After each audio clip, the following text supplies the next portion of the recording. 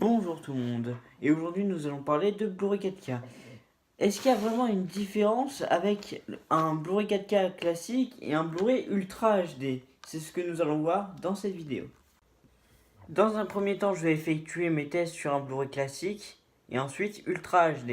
Voici le test du Blu-ray de Thor Ragnarok. Je ne l'ai pas précisé, mais ça va être sur le même Blu-ray, c'est Thor Ragnarok.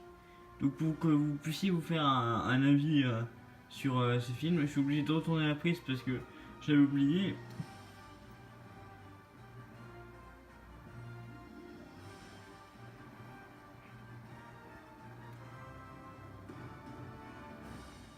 Ça m'a l'air un peu plus coloré.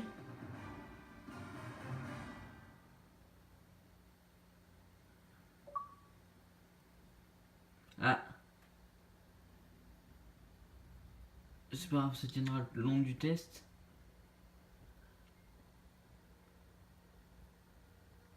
Je sais pas si je peux zoomer. Faut voir si on voit les pixels.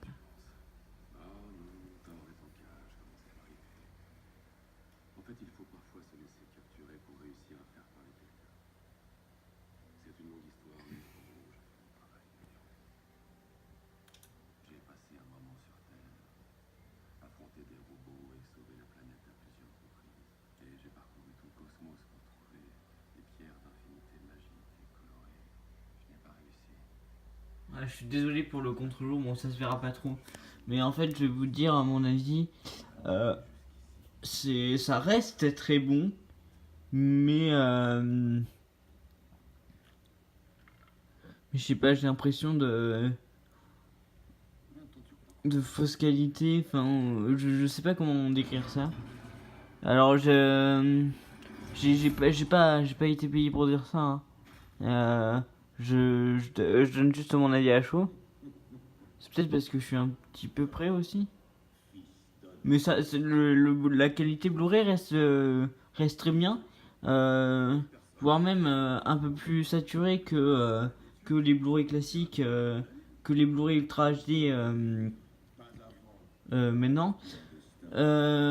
Maintenant après peut-être que ça vient peut-être de l'écran aussi, mais vous verrez ça dans la review du Blu-ray 4K.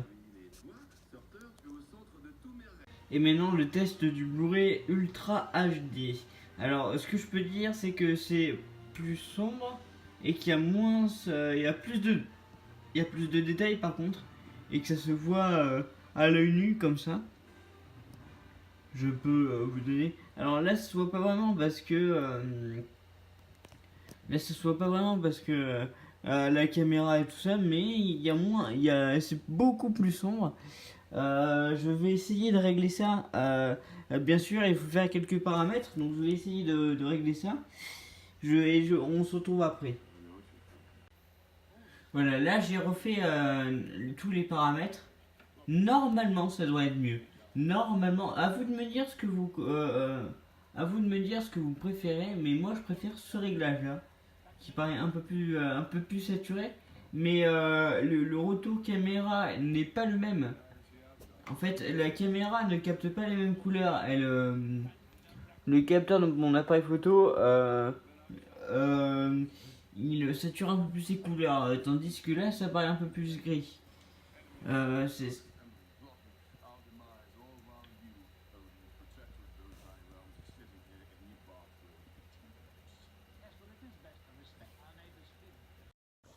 Vous avez vu la différence, je vous laisse faire votre propre avis. Mais au-delà de la piste vidéo, il y a aussi la piste audio et on a tendance à l'oublier.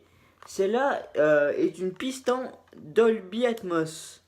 En fait, c'est du 7.1.4. Mais ça viendra, ça fera l'objet d'une prochaine vidéo. Tandis que dans le Blu-ray classique, les deux pistes sont en 7.1 natif. Donc c'est-à-dire que on peut pas les changer. Anglais comme français, tandis que Dolby Atmos c'est anglais et 7.1 c'est français. J'ai jamais compris ça. Pourquoi ils font pas plutôt du Dolby Atmos pour les langues des pays d'origine? Enfin, je sais pas pourquoi. Bon, en tout cas, je vous ai laissé vous faire votre propre avis. J'attends votre avis dans les commentaires. N'hésitez pas à me dire si vous avez des réglages à me recommander.